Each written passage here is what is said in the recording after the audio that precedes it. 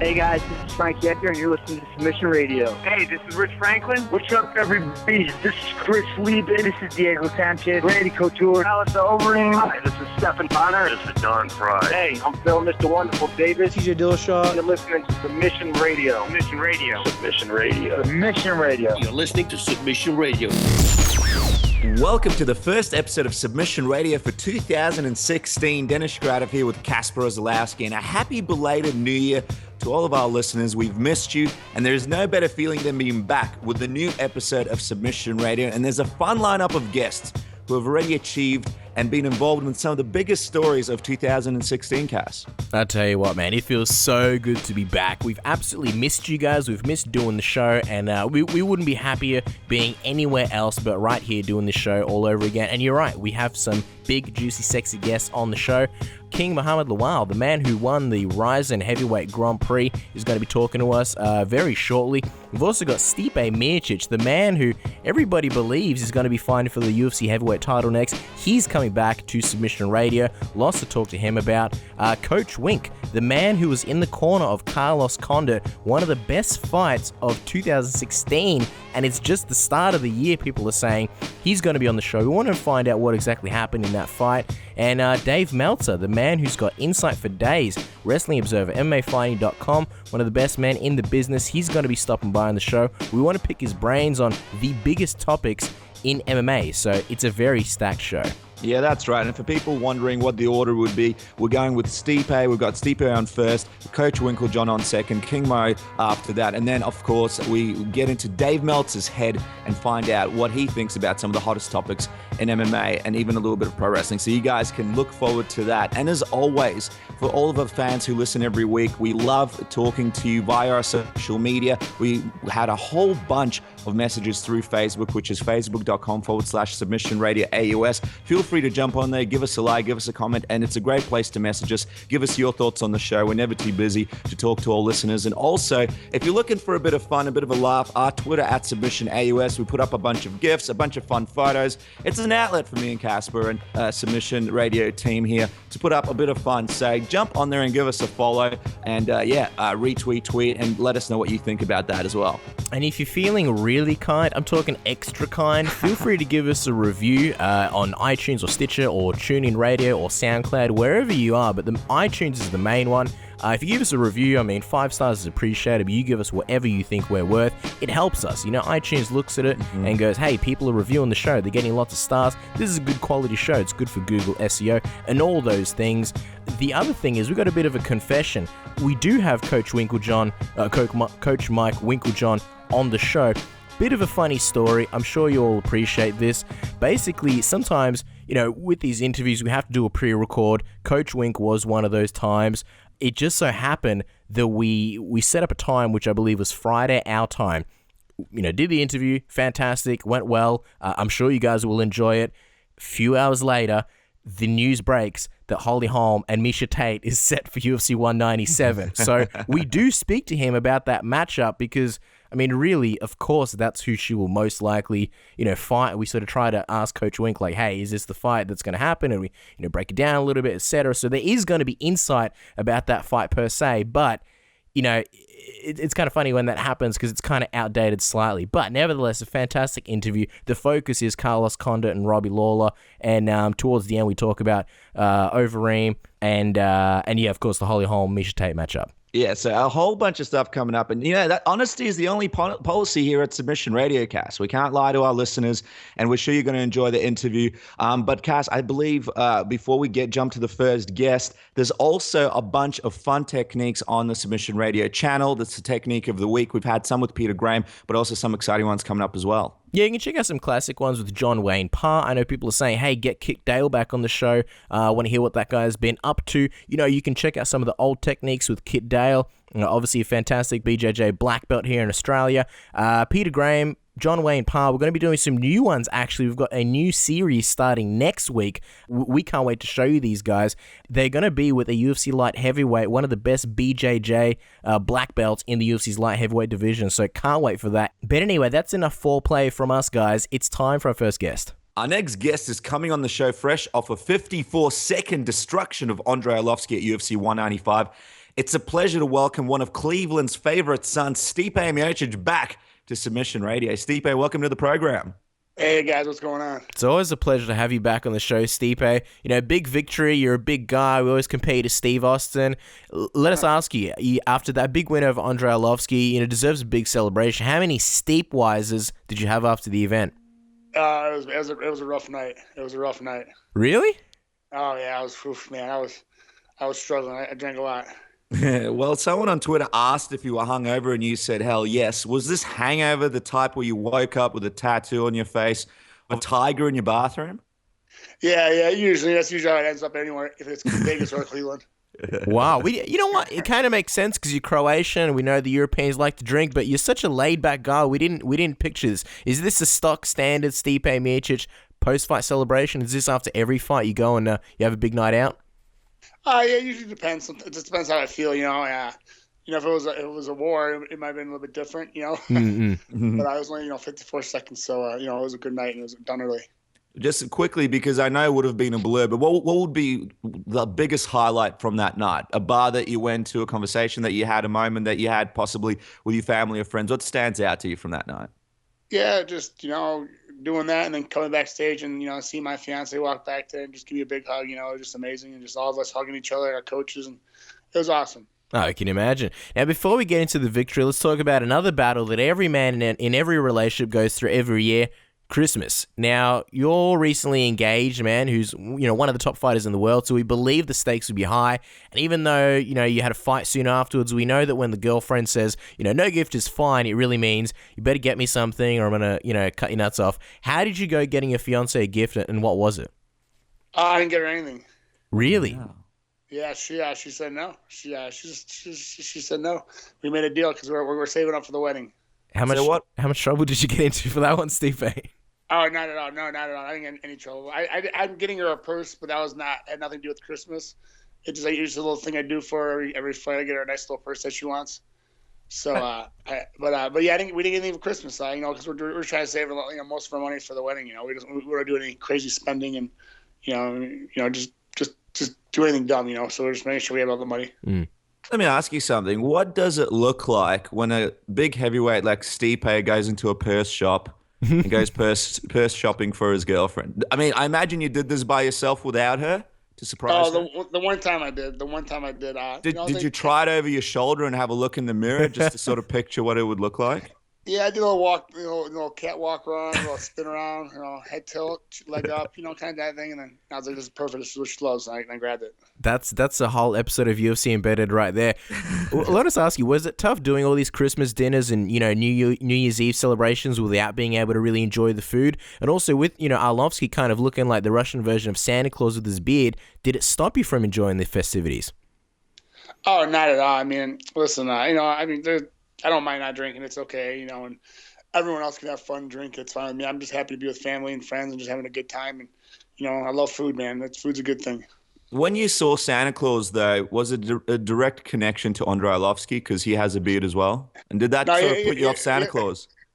He has a great beard, man. I'm jealous of him, actually. I wish I could grow my beard. I had a beard for a little bit when I hurt my back because I couldn't work or anything like that. But, I was kind of jealous. I'm not going to lie. Yeah, his beard, he has a good beard. Yeah, it's a pretty sweet beard. Before we go on, Stipe, we got to know, do you know what Festivus is, and have you ever celebrated it before? No. Festivus? It's a Seinfeld thing. It's like an alternate version to Christmas. There's an airing of grievances. It's fun. There's also feats of strength, so I think it's right up your alley. Okay, I'll check it out. Well, we were perusing your Twitter in the middle of the night, as one does, and we saw a tweet from a guy called Matty Cleveland where he said, random guy stops us in the lobby of the MGM Grand because I'm wrapping a Cleveland T-shirt, and it turns out to be Stipe Miocic. Yeah. Is this true? Did you go and actually stop this guy and was like, hey, man, you're from Cleveland, I like your T-shirt? Did you do this? Yeah, definitely. And yeah, I took a picture of him and everything. I actually had a huge stain in my shirt from the night before, which I didn't realize I did. So, it was a good time. But yeah, super good deal. We were just sitting there bullshitting, just talking, and he's coming to hang out in Vegas, and I was getting coffee thing for the fiance. I was just saying, what's up, man? I was like, sweet shirt. So just to clarify, because a lot of your fans listen to this show, next time they go to the event, they should probably rep some kind of Cleveland T-shirt, and there's a good chance you might speak to them if you run into them. Oh, 100%. There's no question. What kind of T-shirt would they have to wear for you just to completely ignore them? Like a Steelers one. All right, well, let's talk about shenanigans for a second, because if people didn't watch UFC Embedded, there were a few shenanigans. In one of the episodes of the Embedded vlog, you guys were at the firehouse with your buddies from the obviously the firefighter crew. And this was an episode leading into UFC 195. Now, when one of your buddies, Jimmy, I believe his name was, left the room, I think he got some olive oil of all things and put it, I think it was in his water. Yeah. It was Crisco and balsamic vinaigrette. It was my buddy Jamie, and I stuffed a bunch of ice in there, and 'cause, I had to get him. We usually do that to each other, so I think he got me last time, so I had to get him, something. So that's what I got him with. Did he wait till the camera sort of went off and then he had a sort of bit of a chat with Stipe behind the scenes, like, "Hey man, come on, not on the camera"? Oh, no, not at all. No, he was like, I can still taste it in my mouth. That was awesome. The Stipe Miocic cocktail. You went for a high five to ease the blow after Jimmy, drank the water with the delicious Crisco and the balsamic vinegar, but he just walked by. There's actually a high percentage of ignored high fivers in the US alone. How do you deal with that? Then I ball tap him. You ball tap him? I go high and I swing around and go low if they don't give me a high five. Do you lose confidence in your high five abilities for the future? Does this affect you? Do you high five people in the future, or are you still gonna go out there and put a brave face on and high five in the future? I'm high five till I die. All right, I don't know if you saw me walking out of the octagon. There was a security guard having a hand up, and I gave him high five as I walked out. There you go. And you high five John Morgan from MMA Junkie as well. We noticed these things. Let's talk about the big fight. You came out, you knocked Arlovski down at the start of the fight. Even though we know that visualization is sort of a big part of the game, big part of you might have expected a bit longer of a fight because, obviously Arlovski's recent resurgence. What was the first thing that went through your mind when you saw him, laying on the ground? I caught him with a good right hand, and I saw him stumble, and I said, "The guy finishing now. He's hurt. I could tell because he backed straight up, and it's something we worked on. The whole camp. The minute he backs up, that's when we attack. And he backed up, and I caught him some good punches, and thank God the fight ended." Well, after the fight, you ran over to Dana, who was lucky there was a cage between you two, as you explained to him, in not so many words, that you wanted the next title shot very loudly. Usually, you're a pretty quiet guy. What made you want to run over to the boss twice and do that? I'm showing that I deserve it. I show I'm ready for it. I'm ready. I'm definitely capable of fighting for a title. What? Oh, of course, sure. Why did you run back and yell through the cage again, though? Because you did it once, you did it, and then you walked off, and then you came back, did it again. Did you feel like once wasn't enough, and you had to make yourself even clearer? Yeah, I just want to get my point across. Let them know I was, wasn't messing around. Just not for show. I was being serious. It was more personal than anything, Yeah, was it anything to do with the phone conversation that you had with him previously, where he said he didn't feel like you weren't popular enough for a title shot yet? Yeah, 100%. The UFC obviously wanted you to get more popular. It was one of the biggest moments of the pay-per-view, and Twitter blew up afterwards. Given the fan reaction, do you feel like you're now popular enough and you've accomplished, what the UFC wanted? Yeah, I think the feedback's been great. I think everyone thinks I deserve it. I think it worked out well. Well, Joe Rogan said he was scared for his life interviewing you after the fight. Giving Joe Rogan a bit of a scare, did you have a bit of a laugh with him afterwards? Yeah, I didn't talk to him after, but so he had a nice shirt on. I said, "It's a nice shirt." So I just kept it going the whole night there. I'm like, "Hey man, it's a nice shirt you're wearing." It's all about the shirts with you, I feel like. This is a big opening line for Stipe. When you were single, I feel like you approach a lot of women with a shirt line if they were wearing one. Yeah. Oh yeah, it was terrible, right? Now, we know that when we do a show or a big interview, the girlfriends might watch it and give their opinion. Usually it's something like, why'd you make that face? Or you don't usually say that type comments. We're curious, what did the fiance say about, your intensity after the fight? She loved it. She's like, "I was so proud of you. It's about time you opened up like that and showed everyone who you were." This girlfriend of yours, this fiance of yours, no presents for Christmas, supports your intensity. This is a real catch, man. I'm really impressed. You were so worked up afterwards, and it looked like you were expecting a war, and it got cut short. What did you do with all that extra energy backstage, and how long did it take you to sort of get back to your regular self? I was good when I got backstage. I was just happy to see everyone on my team. My fiance and Jessica, they walked back, and we were hanging out, and we were just shooting shit, having fun, busting balls, and then we went out to my coach's best friend's restaurant down in Vegas, and ate a bunch of food, and then turned down for what? What? Yeah, of course. What's the restaurant called, just out of curiosity? Giuseppe's. Giuseppe's. Shout out to Giuseppe's. Joe Rogan on the mic basically said that unless you get hit by a meteor, you're next in line for a title. You said, knowing my luck, I probably will. Is there still part of you that feels like you might somehow get overlooked for a title shot? I mean, who knows? I mean, I hope not. I mean, I definitely think I'm deserving of it, and it shouldn't happen like that. But I don't want to think about that. I'm thinking about the positive. I'm getting the next shot. Well, other than that handshake at the press conference and Dana saying that the two of you are on the same page, have you had any other conversations with Dana since then to lock in that next title shot? No, but I mean, I think my manager's been talking to him, so. Okay. Well, Stipe, we know that people have been asking you over and over and over and over again who you'd like to fight more, Werdum or Cain. Well, people don't realize that there's actually a lot more that you could do with Cain and Werdum apart from just fight them. So we've come up with a bit of a would you rather in a few different scenarios that, we'd like you to answer. It's a bit like word association, and we'd like you to take it very seriously, please. Are you ready? Yeah. All right. If you had to hang out with either Werdum or Cain in a bar and have a few beers, who would it be? I can't. I don't know. I wouldn't be hanging out in a barn. No, not a bar, not a barn, a bar, like where drinks are served. A bar. Yeah.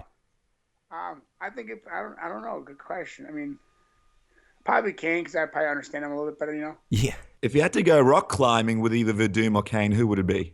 I'd go with Werdum because he's longer. If you had to fight either Werdum or Cain for the last parking spot at a shopping mall, who would it be? I would take Uber. I wouldn't even mess with it. If you had to go T-shirt shopping with either Werdum or Cain, who would it be? Werdum because we're like the same size, so I could just borrow his shirts. If you had to go on a date and you had an earpiece with either Werdum or Cain feeding you lines like on so many TV shows, who would it be? Probably Cain because he's already married, so he knows how the game is. If you had to fight either Werdum or Cain in an epic game of ping pong, who would it be? That's a tough one. I feel like Werdum would be really good, so I'll probably go with Cain. If you had to sing karaoke with either Werdum or Cain, who would it be? Cain. If you had to go camping with either Werdum or Cain in some sort of desolated part of the world, who would it be? I think Werdum. If you had to fight Werdum or Cain in a game of Tekken on PlayStation, who would it be? I will go with Werdum because I don't know if he's ever played that game. I'm pretty sure Cain has. Well, you mentioned saving up for the wedding. If you had to hire a wedding planner and it came down to Werdum or Cain, who would it be? Probably Cain because he's married, so his wife would help him. If you needed, yeah, that's true. If you needed life advice, who would you ask, Werdum or Cain? Probably Cain again because, like I said, he's married to the family and all that, Finally, if you had to fight either Werdum or Cain, who would it be? That I don't care. Nice try though. We couldn't get you. We almost had you. Oh man, wow. It needed more buttering up. I think that's where we're going to add more questions into it. It's going to be the whole interview next time you come on. It's just going to be who would you rather. Oh yeah, no, I mean I wouldn't care. I have the best coaches in the world, so whoever it is, it is. And is it sort of more of a diplomatic answer? Because we know you're a nice guy, you're a polite guy, or is it actually the fact that you seriously don't care who it would be? You're not just trying to be nice. You actually do not care who's I there. don't care. I do not care. In saying that, is it because you're that confident? You feel like you can beat either Werdum or Cain, regardless of who shows up and who you're going to be fighting. You're happy to beat either guy. Yeah, I like the best coaches in the world. I have so much confidence in them, it's ridiculous. Well, Stipe, let me ask you. We suppose asking you this question on who's winning the fight may have the same answer, but what do you think? Who wins between Werdum and Cain in this rematch? If you sort of put on your analyst hat, or you were like an armchair expert like me and Casper, who do you think wins it? It's a tough call because it's not in Mexico. It's Cain's gonna come back hungrier. He lost his belt. He wants his belt back. But Werdum, he's been on a roll, man. He's been shutting everyone down, and I think it's gonna be a totally different fight than it happened last time. So I'm pretty interesting to watch. Do you think that's partly because of obviously now they're not going to be fighting in Mexico at altitude? I mean, when it first happened, a lot of people were talking about it and some were sort of dismissing it like, only people on the internet say that. But now it's actually part of the marketing for UFC 196. Do you think that's going to make a big difference? Yeah, who knows? I don't know. We'll see. I've never flown at altitude, so I can't say that, So it should be interesting. I'm really excited to watch that. I'll be there. Are you an MMA fan? Like, if you weren't a fighter in the UFC, would you be watching the fights regularly every weekend, like all the fans do? Oh yeah, or I still do. Even with me fighting, I fight UFC. I still watch it. But yeah, if I wasn't, I still definitely watching the fights. Because it's one of those fights. Sorry to cut you off, Cass. Because it's one of those fights where it's very interesting for fans. Like no one knows what's going to happen. So is there a part of you that's just going to be watching this fight from a fan's perspective and not a fighter's perspective? I always do that. The minute the fight's over, that's when I go in. Okay, that's what I'm going to be fighting. Sure. Well, we're going to ask you, Stipe. Alistair Overeem's currently going through some negotiations with the UFC. And, apart from what we're guessing is more money, a title shot is probably something that he'll be using as a bargaining chip. Although Dana has said that your next man in line for a title shot, if they re-sign Overeem in a big contract to stop him from going to, say, Ryzen or Bellator, they'll want to get some money back on their investment while Overeem's sort of still on a hot streak. I'm just wondering, is there any part of you that worries they might give him the title shot instead of you? I know you want to think positive. It's just that we've seen it happen with Miesha Tate, with Ronda Rousey. UFC have done it before. Yeah, I mean, that's always in the back of my mind. But I think I'm more deserving. Overeem's super tough. He's a tough guy. He's been on a little streak, but I definitely feel like that I am more deserving than he is. Well, let me sort of explore that for a second, because far be it from me to question you, but you say you're more deserving. What do you think makes you more deserving for that title shot? Well, I just, I fought, I fought last three guys I fought are top 5 in the world. And he's got 3 guys behind him that knocked him out in the first round. Yeah, certainly. If it does come to a situation where you have to wait for a title shot, would you take another fight? It would be a situation where you tell Dana, look, I've earned it, and I won't fight until I get the next title shot? Yeah, I would love that. Just play by ear, and I will see what happens. But I want that shot. Stipe, we'll let you go in just a moment. We really appreciate your time. Just a couple more questions. One of them being, what sort of time frame are you looking, at that title fight? And are you a little bit bummed that you'll most likely miss out on the UFC's Croatian event, the first Croatia event, which just got announced for April 10th? Yeah, I'd definitely be bummed for that. I'll definitely be there to watch, and support, the card. But I'd love this, I'll be there to support it. But it is what it is, But I don't know how long the timetable is going to be right now. It's only been a week, so we'll see what happens, and heal up a little bit. And I'm sick right now, which sucks. So. Oh no, what do you have there? A bit of the flu, a bit of the cold? Yeah, the sinus, man. Sinus infection. My head's been stuffed all day. Was it James? Did he put something in your water trying to get you back? Yeah, when I get done, I see him, I'll push him down and beat him up. Is it actually a really big deal for Croatia to have this event? How popular is the UFC over there, and how big of a deal is it to the fans to have an event there? I think it's huge. I think it's going to go crazy a lot. Especially all our neighboring countries too. But Zagreb's such a beautiful city, and it's going to be amazing. I can't wait. Well, we can't finish this interview on a sour note. So before we have to ask. The Cleveland Cavs are number 1 in the Eastern Conference at the moment. Can they do it? Can they beat the magical Stephen Curry and the Golden State Warriors if they meet in the playoffs again this year? Yeah, they're fine. I ain't worried. You're not worried about Curry? He's looking good. People are saying he's one of the best ever. People are saying he's better than Jordan. We'll see what happens, It's all good. I'm not worried about it. We'll see what happens. We'll talk at the end of the year, at the end of the season. There you go. Not on Stipe Miocic's watch. Guys, you can follow Stipe on Twitter at Stipe Miocic. He's absolutely hilarious. Make sure you do. And Stipe, congratulations on your big win, and thanks for coming back on the program. We look forward to seeing what's next. Hey, thanks, guys. Appreciate me having me on. You guys have a great day, and Happy New Year. This is TJ Dillashaw, UFC champ. Listen to Submission Radio. All right, guys, returning to the program is one of the best coaches in the business. He trains such fighters as John Jones, Holly Holm, Andrei Arlovski, Alistair Overeem, Cowboy Cerrone, and many, many more. He is one half of the brains behind Jackson Winkeljohn, and he most recently cornered Carlos Condit at UFC 195 in his instant classic against Robbie Lawler. Coach Mike Winkeljohn, Happy New Year, and welcome back to Submission Radio. How's it going today? It's going great. Happy New Year, guys. Now, we know you're a family man, and obviously Christmas and New Year's was a time to spend with loved ones, but you had a whole bunch of fighters competing on January 2nd. What was that like for you, and did you spend the entire holiday season in the gym, Coach? Oh, yeah, of course. You know what? You try to minimize it and get home to the family and stuff, but, I'm blessed. I have a great job, and I actually like doing what I'm doing. Sure. Did you get any fancy Christmas presents at least? Yeah, my wife got me some nice things. I had a good Christmas. I had a real good Christmas. Yeah, thanks. See, that's good. The wife knows what to get Coach Wink. I reckon you'd be a tough person to buy presents for.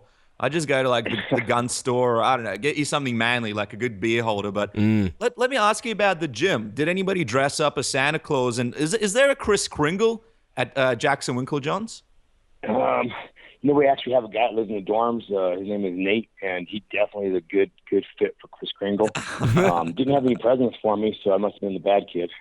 Yeah, he fits the mold he's got the look, but he doesn't have the job down right. But shout out to Nate anyway. All right, so the topic that still has the fans talking is, of course, the fight between Carlos Condit and Robbie Lawler, UFC 195. We're just wondering, how many times have you watched that fight since it happened, if at all? I have not watched it at all since it happened.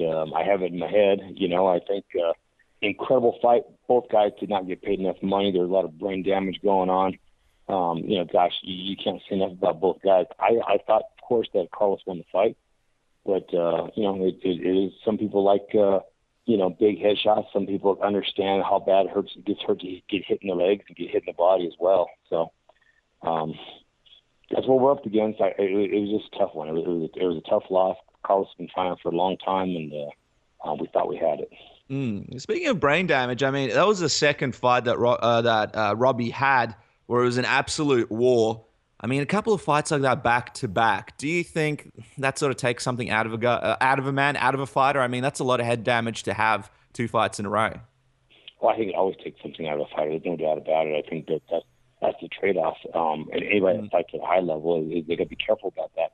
Usually, the bad things happen in the gym, and the repetition happens in the gym. So it sounds to me like Robbie has not been sparring as much, not as hard over the past later in his career, and it's helped. I know in our gym we don't like to spar more than one day a week hard because we want to mitigate that as well. But there's no doubt that it can't be a good thing. That's for sure. I want to go back to that moment that night, heading into that fifth round. I'm curious. You obviously say Carlos won. How did you have that fight scored? And with everything that's happening during the fight, do you and Greg and obviously Brandon Gibson even get the chance to score the fight as it's playing out? Well, as it was playing out, I kind of kept a little note in my head, and I figured we were up 3-1, but you never know. So I wanted Carlos to finish him, and my instructions to Carlos was stay with the game time, and I want you to stay long, fall off on an angle, which he was very successful with, but don't get back in front of him at that boxing range, which he had a tendency to do. So my solution was going with the elbows after long kicks and just destroying with the elbows, knowing that I can't keep Carlos from just staying long. He wants to fight. He's just an animal. So I figured let's go in close with the elbows, give Carlos what he wants, but keep away from the big crazy counter, big hands. And Carlos did it. Yeah, he was just lighting them up with the elbows, and I was really excited about it. But we kind of drifted back into that mid-range where Robbie Lawler hits like a horse. Well, when that decision was being read out, what was going through your mind? Did you think that you had this one in the bag? And was there a bit of surprise when you found out that it was going to be a split decision? Yeah, you know what? That's exactly. We were all a little stunned. We thought for sure we had it. I thought it was going to be a 3-2 fight, which, world title fight at that level, we'll take it. We thought we had it. We were kind of celebrating as soon as the fight was over, right up there, all smiles until the decision was read. Wow. It seemed like it came down to the third round. Everyone's sort of giving their take on who won. I think a lot of people are siding with Carlos, but from your perspective, obviously a much more sort of, I guess, trained eye than a lot of other people and us like armchair quarterbacks. Why do you think Carlos won that third round? What do you think sort of, got him that round? Oh, definitely the numbers of strikes, the number of times he's kicking him. Carlos was getting a lot of damage done with his front kicks and with his leg kicks and his straight type of kicks to the legs. And those were taking a toll out of Robbie. They were hurting Robbie throughout the fight. So I thought it was definitely the volume thing that was making a big difference in the fight. Well, when asked by Ariel Helwani if he thought he did enough to win the fight, Carlos said obviously not. Do you think there was anything that Carlos could have done better in that fight, or do you think he did everything he could that night? Gosh, you know what? As a coach, of course, I didn't want him to pull back into the pocket where Robbie was going to counter him. Robbie was willing to take what Carlos was going to come with and then throw as hard as he can when Carlos pulled back to center. And it happened over and over quite a few times. If Carlos wouldn't have done that, we would have easily dominated the fight. But our hats are off to Robbie for being the guy he is. He knows how to find his target in a counterpunch or in an aggressive range, and I can't say nothing bad about Robbie Lawler. I've always liked him. He's always been respectful and courteous, and of course, I wished him the best. Just the other night, I wanted my guy to win. Oh, of course. And with fights like that, I mean, what's not to like? Here's the thing. According to Fight Metric, Carlos landed 177 strikes to Robbie's 93. The debate sort of comes down to quality versus quantity or power versus volume. What's your stance on this, and what do you think should be more accounted for in the fight? Because it sounds like it sounds like you believe that Carlos's kicks didn't really maybe get the credit they deserve. Oh, yeah. That's the thing. Who is it that says they're significant strikes and who versus just strikes? So who makes that decision? So you look at the stats, okay, who makes that decision? And that's where the whole thing is skewed, and you don't know. You can't believe everything you see. If a normal boxing judge, they see a head go snapping back to, whoa, that's a nice punch. They have no idea what it's like to get kicked in the leg. And anybody's been kicked in the leg before over the shin says, holy shit, I'd rather get punched in the face than kicked in the leg. After the fight, immediately people that get kicked in the legs or get hit in the body, you can tell all the energy is gone. They have a hard time walking. And after the day, they basically are immobile. They're immobile for like a week. And most boxing type of judges don't understand that. Yeah, well, it should be a part of the criteria. You have to go to Jackson Winkeljohn's gym and get kicked in the leg if you're going to be judging a fight. But we know you're not a match. The two judges that called for Robbie, I'm more than happy to volunteer. Awesome. Get Overeem there as well, just for good measure. That's right. We know you're not a matchmaker, Coach, but what do you think is next? Do you think Carlos deserves a rematch? Yes, no doubt about it. That was one of the best fights of all time, and I think everybody wants to see it. But, that's it. I have not spoken to Carlos about what he wants to do. I'm gonna give him a little bit of time off. I just check and make sure he's feeling okay. But I definitely think Carlos deserves a rematch. Who wouldn't want him to rematch? It was incredible.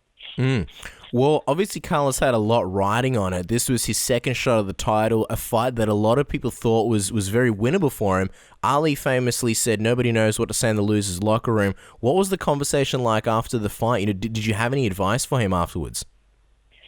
Well, we didn't sit down and talk too much about what he could have done to win. It wasn't really the moment. But Carlos actually was in pretty good spirits. Carlos is just the man. He's just a gentleman about what he does. He had a compliment Robbie, and he didn't show his disappointment as much as I probably would have. My hat's off to, like I said, to Carlos as well, just because he's a true champion in the way he acts after a loss in public. Well, speaking with Ariel, Carlos alluded to the fight possibly being his last. Did that shock you? And was there any talk about that during camp, that if he wasn't going to win the belt, he may retire after this one? No, it didn't shock me in the slightest. You know what? Carlos is very, very smart about the game and about taking damage to your head, especially, as well as your whole body, and living a good life afterwards. And we've always had that conversation that we'd like to not get hit much in our fights. We don't want to win fight of the night. That happened to be fight of the night, which totally sucks because there's a lot of brain damage going on. And it's definitely not worth $50,000 for the individual. Fans love it, everybody else loves it, but you hopefully don't, but you might be paying for that later in life. But we've had the conversation many times before where Carlos has thought, I'd like to get out of this and go forward in my life and be there for my family. He's real smart that way. He understands there's more important things in life than just, punching other people in the face.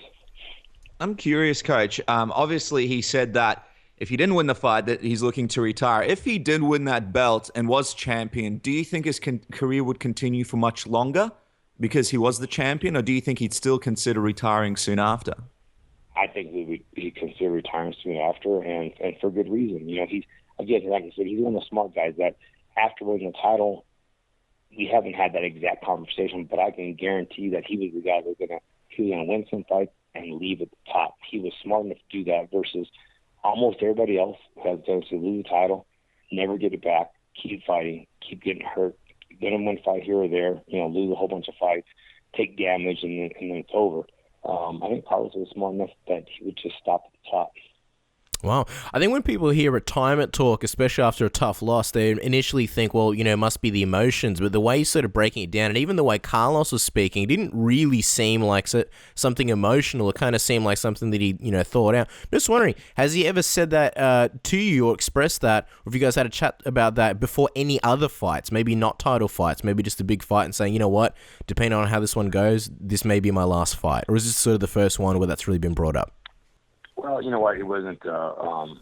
He did not say to me about this was going to be his last fight if he didn't win.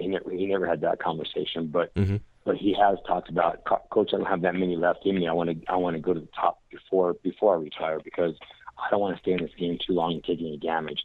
So he had the right attitude all along, but always was confident that he was going to win the fight. And so just sort of quickly, one last thing on sort of like the Carlos Condit and retirement talk. You say you've sort of given him a bit of time off. Have you had a chance to speak to him at all sort of since that fight, anything in regards to retirement? Do you think it is something that may stick and we may not see Carlos Condit, fight again? No, I have not spoken with him about retirement at all. I've only spoken with him about his health and make sure he doesn't have any headaches and things that are important right now for the decisions that can be made right now.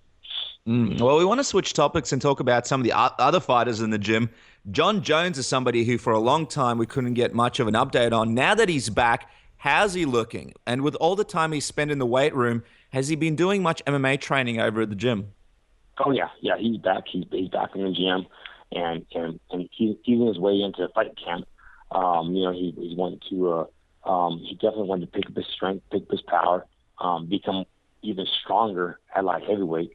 And he has done that. So that's been successful. Now, of course, we have to change gears a little bit and get that, become more functional strength and get a lot of repetition like we always do. And I think you guys are going to see an improved John Jones when he comes back. For sure. I mean, we're seeing the numbers that he's pulling in all the videos. Are you seeing a big difference in actual training or sparring in terms of what he can do now? Well, his strength's come up, like I said.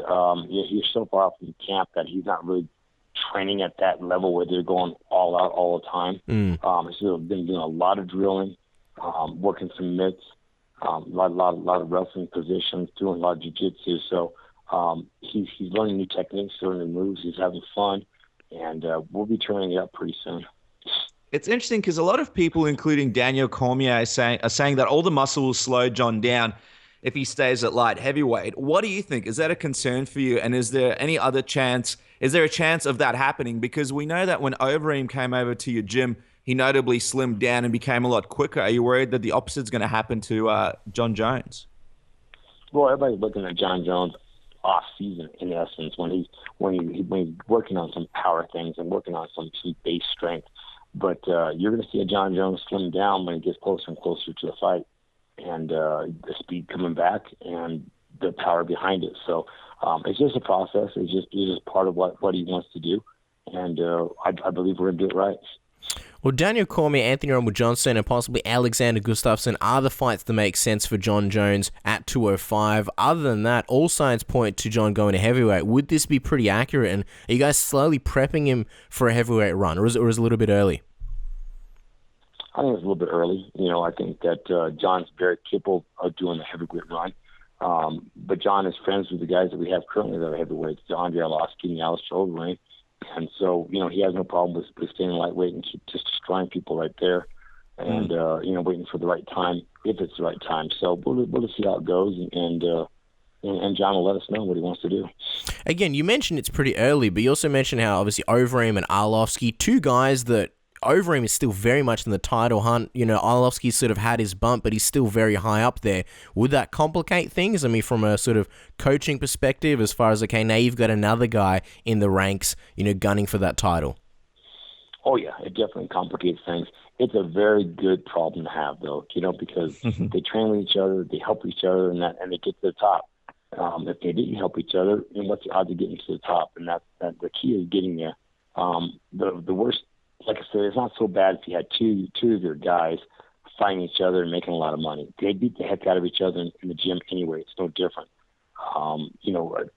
It's just one of those situations that it'll definitely be a headache, and we'll deal with it when it happens. Well, I mean, after the Cormier fight, John spoke about how he was going to dedicate himself in the gym, work on his ground game, and be the best version of himself. Obviously, we all know about the personal issues he's faced through most of the year, but from what we've seen now, both physically and mentally, is this the most focused version of John Jones you think that you've seen? Yeah, so far, he's for off season. John had tendency in the past not to train much in what I would consider off season in between fights, and it worked for him because he was able to relax and get his mind clear, and then come back focused and go hard. Some people that go hard all year round, of course, get burnt out. So it has its place to take the time off. But this is John Jones is always in between camp now. With his time off, has been working on new tools and kind of, again, getting focused on working on some strength. And I like that. I like the fact that he wants to better himself in between fights. It's very important. Oh, of course. I mean, from your perspective as a coach, we can certainly understand that. I've just got one more question on this sort of John Jones going to heavyweight. Do you think it's possible that we may see John Jones take a heavyweight fight in 2016? I wouldn't put money on 2016. There's a possibility of 2017, but I think he might have one or two. I'm guessing in light heavyweight first. Now, speaking of best versions, Holly Holm seems to be on top of the world after her now famous win over Ronda Rousey at UFC 193. Is it true that you guys wanted Holly to hold back in her previous fights, that she would potentially be underestimated when she finally fought the title? There is no such thing as actually telling her not to go, not to finish somebody or anything like that. But there's a lot of techniques that Holly has, a lot of combinations that she throws that we don't throw unless we know it's time to finish an opponent. And so, there's a little bit of that going on, and that we want to make sure that we get there and we get there properly. And we play a little bit on the safe side. So this holding back thing that people keep thinking I was saying is not so much holding back as just Holly's coming off an injury. We're trying to protect different things. We're trying to keep different injuries from getting hurt and putting ourselves in situations so people didn't get to see what her injuries were, and they didn't get to see what her skills were because of that. Not because we intentionally had this big grandiose plan, but it worked out that way because we don't want an injury to happen or to show something because of our injury that people didn't see the full version of her in the past. Well, I mean, people look at that fight, and everyone talks about the Ronda Rousey fight and how it was the perfect game plan. She fought the perfect fight. Was that Holly Holm at 100%, or are there still things that we haven't seen from Holly Holm? Yeah, there's still things that people haven't seen from Holly Holm. She's an incredible worker in the gym and working on new things. She has techniques people haven't even seen yet that she could pull out of her toolbox at the right time. She's got some tools, and that's why she's the greatest woman combat sports athlete of all time. It's interesting because she wins this huge fight. She beats Ronda Rousey, but then she ends up in this sort of funny position where she can't really fight because Dana White wanted her to do that big money fight rematch with Ronda Rousey. Now it looks like, and it just came out the other day, that she'll be taking a fight before the Rousey rematch. Many people thought Holly would be waiting around till UFC 200, but she doesn't seem too keen to wait that long. And I mean, as a coach, is that a bit of a frustrating situation to be in?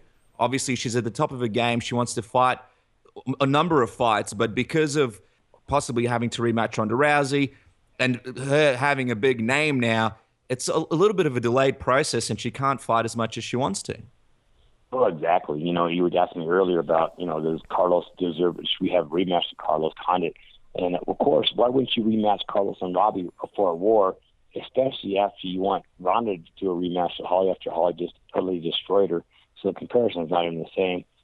So Dana should have that rematch, in that sense. But I don't know. The Holly just wants to fight, and that's it. Holly, if you give her a lot of time off, it's hard on her. She actually just wants to be in the gym. She wants to get focused. She wants to work on things. One of the best things that happened to us fighting Ronda is that the fight got moved forward, where everybody thought, that's crazy. You don't have as much time to work on your skills. Guys, the skills were already there. We just don't want to get injured overtraining. Well, what kind of time... I mean, it's been confirmed that she's going to get the fight before the Rousey rematch. What kind of time frame are you looking at for Holly to come back to the octagon? Well, we want to get a good full training camp in at least, but, we're open for anything. And I think we'll be announcing something here pretty soon.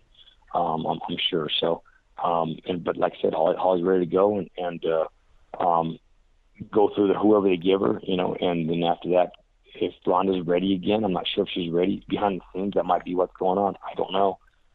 She'll go in there and beat up Ronda again.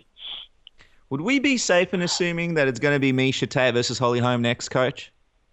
Well, never safe. It's going to be UFC's call.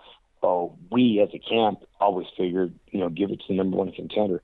Miesha Tate's considered number one. That makes sense. I think Miesha Tate has probably did the best against Ronda Rousey. I think she deserves it. So that makes sense to us, and Holly would love to have that fight. Here's the thing. I think a lot of people at this point are assuming it is going to be Miesha Tate, but it kind of seems like Holly's already beaten sort of the number one woman in the division. Do you think that, in theory, Ronda was the biggest test? Now, I'm not trying to say that everyone else is sort of easier, but do you think she's already sort of, I guess, in a sense, beaten the top dog in the division? No, it was the hardest in that she was up against this legendary status, and the pressure was incredible that way. Although being the underdog takes a lot of pressure off you, but there's different styles out there. Miesha Tate is going to scramble all day long, where Ronda was going to try to get quick submissions, and there's a difference in how that plays out. So in many ways, Miesha Tate is more dangerous than Ronda Rousey. There's a lot of girls in the division that have a lot of things. Sarah McMahon hits so hard. Amanda Nunes is incredible. Jessica Penney is good. There's a lot of girls out there that can really fight, and styles make fights. It's one of those things that we have to kind of be prepared for the person we're fighting. So just to clarify, you sort of half answered it there. So stylistically, would you say that there are tougher sort of women in the division than Ronda Rousey for Holly Holm as far as that matchup? Not overall fight, but for different parts of the fight, there's women out there that can be tougher than Ronda Rousey. In the scramble, I think Miesha Tate is better than Ronda Rousey. Do you think that it's possible that we'll see Holly take a fight soon and then still fight it in July at UFC 200? Because you mentioned that you guys want to do a full training camp, but in a lot of ways, you could possibly get it done before UFC 200 and keep Holly in shape to continue on to fight in July. I hope so. That's Holly. She has fought 5 times before in a year, so she's active. She's has that cowboy Cerrone mentality where she just wants to fight and and get through this thing. And then she'll let us know one of these days when it's time to hang it up. But she likes to fight, so in a perfect world, that'd be fantastic. Let's have a fight. Go fight whoever they give us. Show the world that it's not a one and done with Holly Holm, that she can destroy the next person. And then if Ronda has the guts to do it again, let's do it again for some big money, and that's great for those girls. That is the direction that it sort of seems like it's pointing to. And Mike, we want to thank you for your time. We'll let you go in just a moment, but I just want to get your thoughts on something. A lot of people believe that an immediate rematch between Holly and Ronda would play out in very similar fashion, or at least with Holly winning. Do you think that Ronda, in some way dodged a bullet by allowing herself more time to heal and improve her skills before the rematch, just because a lot of people think that she would need a lot longer than 6 to 8 months to improve enough to make it competitive with Holly? A lot of people said that if you do the immediate rematch, very tough for Ronda. If she has more time, possibly a year to improve, sort of ups her chances.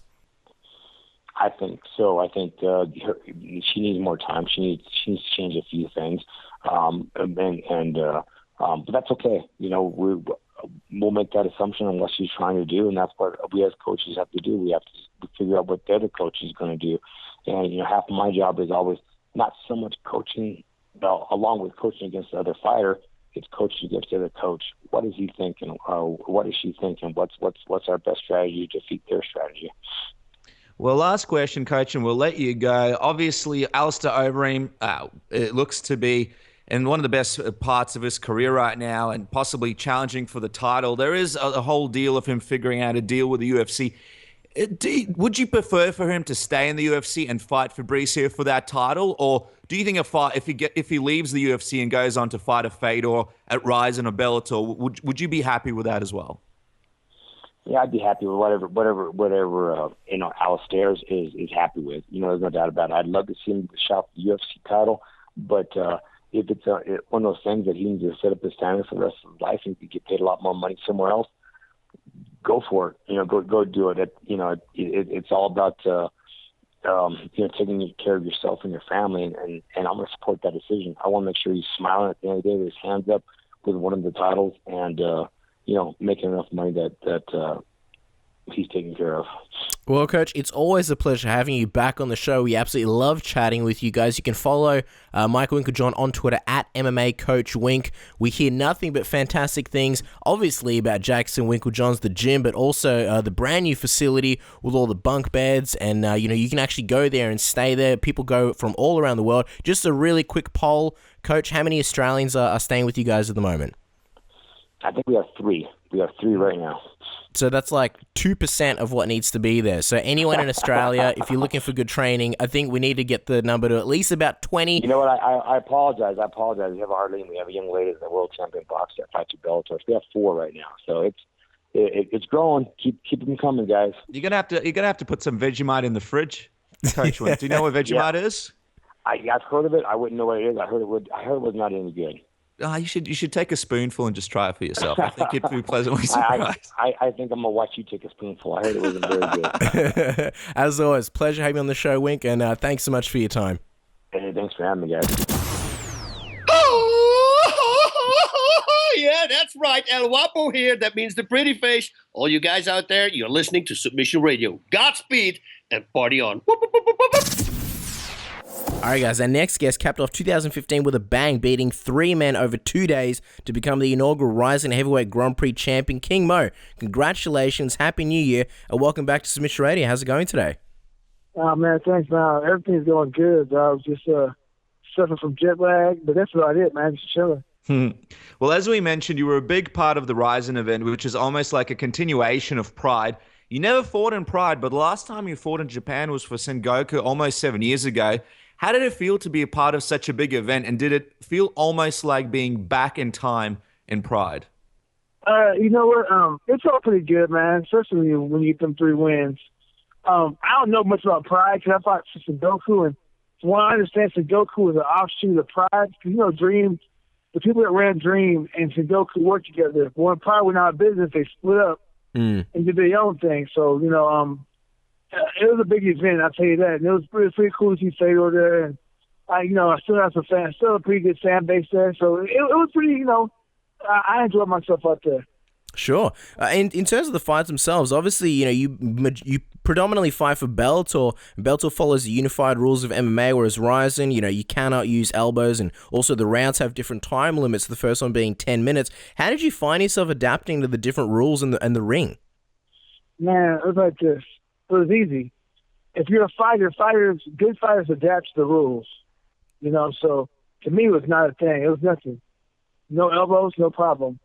Kicks to a down opponent, cool. Elbow, knees to the opponent, all right, I could do that. That's it. You know what I'm saying? A smart fighter can adapt. Well, you won the Strikeforce light heavyweight title in 2009 when you beat Gegard Mousasi. How does this compare? Is this a bigger accomplishment for you?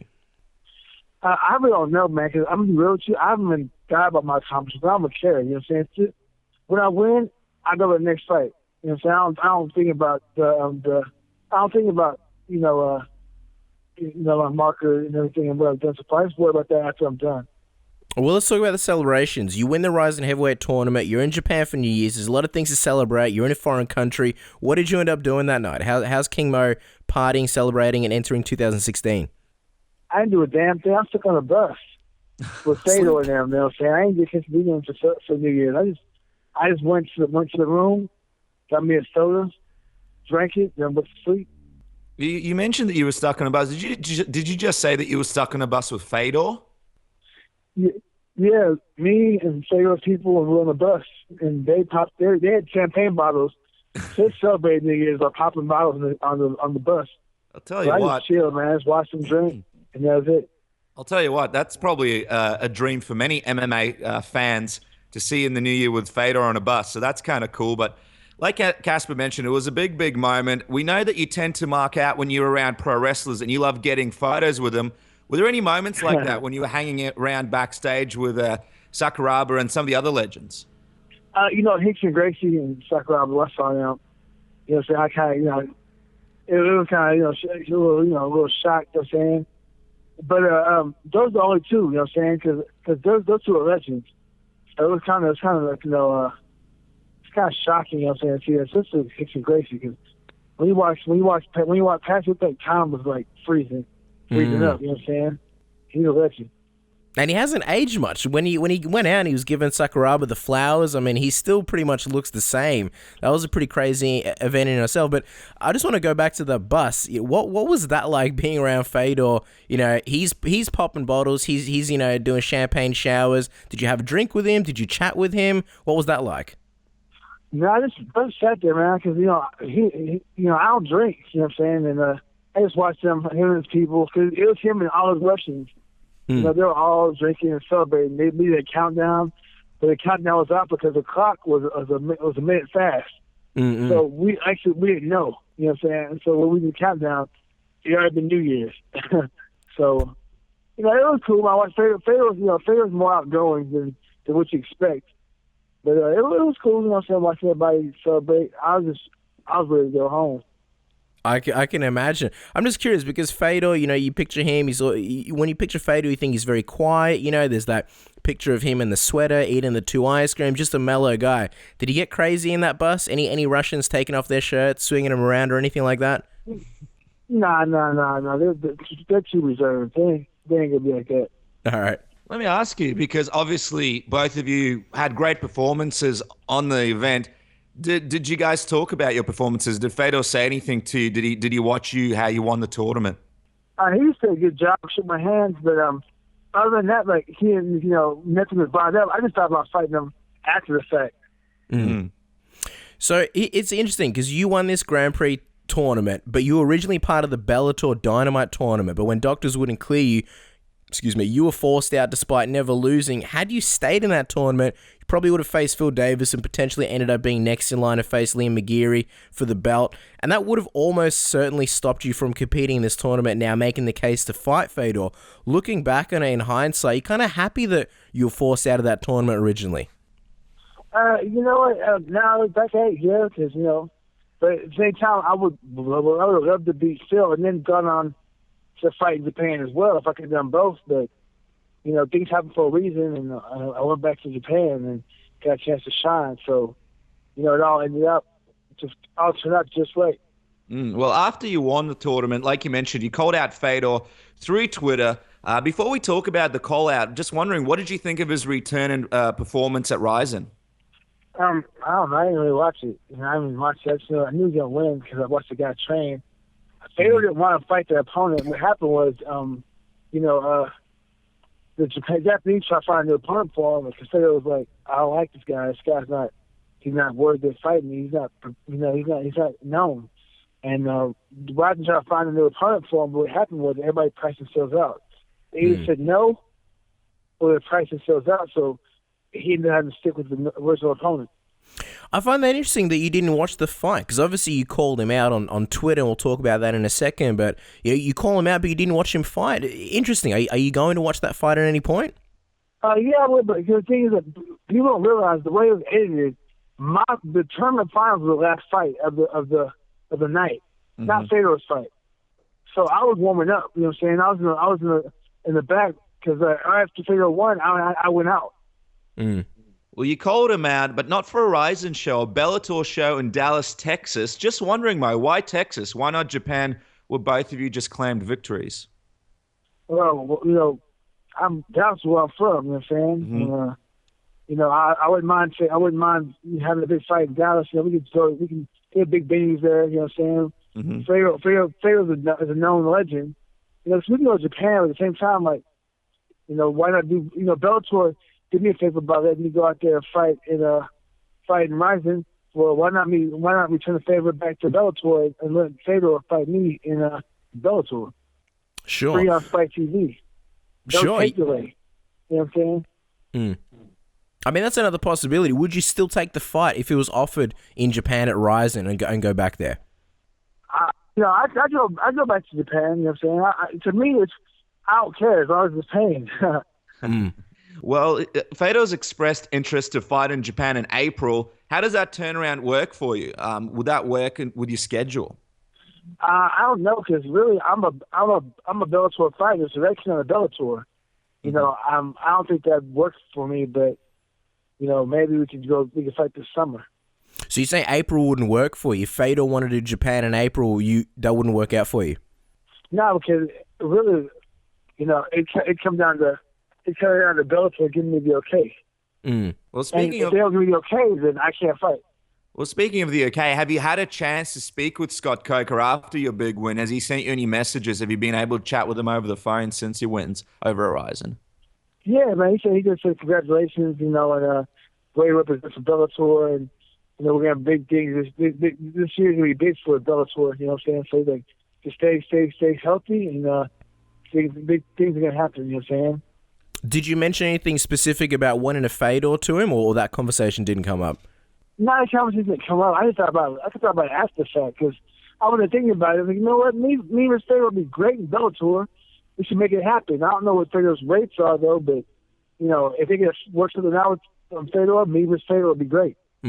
Well, looking at Fedor's last 4 wins and opponents, he's beaten guys like Jeff Monson, Satoshi Ishii, Pedro Hizo, and now Jaideep Singh in his return fight.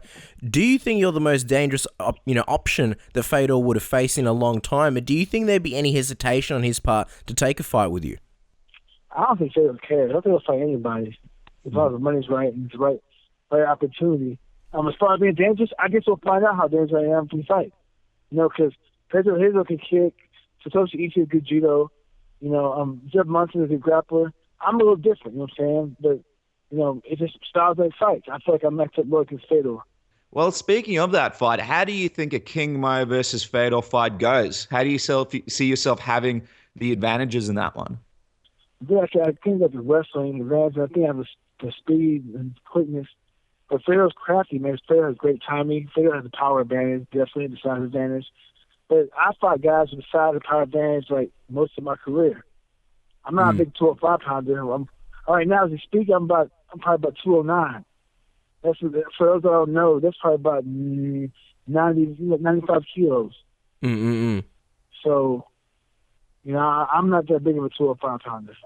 93 kilo pounder. I'm really 185 pounder. I just fight up because that's where the money's at. All right, and you've said many times that you sort of fight at a money weight. Wherever the money is, wherever the big fights are, you'll fight.